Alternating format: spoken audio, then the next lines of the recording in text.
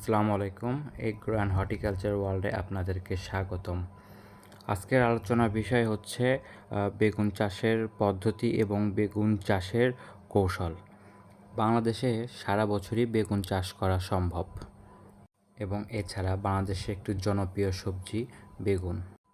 এটি বর্তমানে বাংলাদেশের রমজান মাসে একটি জনপ্রিয় সবজি এবং বাজারে এর মূল্য রমজান মাসে অনেক বেশি থাকে।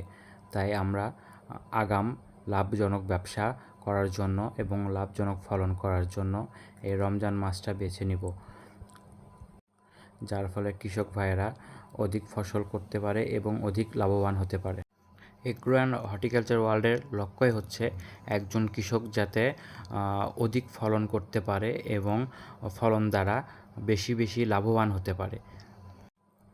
চারা রোপণের পদ্ধতি: 5 থেকে 6 তলা বিশিষ্ট 25 থেকে 30 দিন বয়সের চারা মূলত জমিতে বেড তৈরি করে সারি থেকে সারি এবং চারা থেকে চারা উভয় দিকে 75 সেন্টিমিটার দূরত্ব রেখে দ্বারা রোপণ করতে হবে।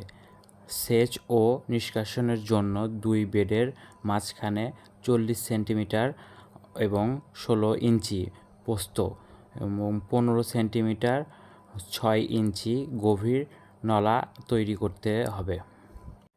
বীজতলা: বীজ রোপণের আগে প্যাকেট থেকে বীজ বের করে কাগজ বাঁশের তৈরি কোনো পাত্রে 2 ঘন্টা রোদে শুকিয়ে আবার 2 ঘন্টা ছায়ায় রেখে ঠান্ডা করতে হবে।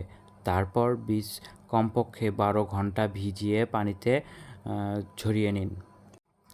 জমিতে চারপাশে লাগানোর পর প্রাথমিক অবস্থায় 3 থেকে 4টি পার্শ্ব শাখা ভেঙে দিতে হবে এবং প্রয়োজনীয় সেচ দিতে হবে এবং অতিরিক্ত পানি বের করে দেওয়ার ব্যবস্থাও রাখতে হবে। গাছ যাতে হেলে না যায় সেজন্য খুঁটি ব্যবহার করতে হবে।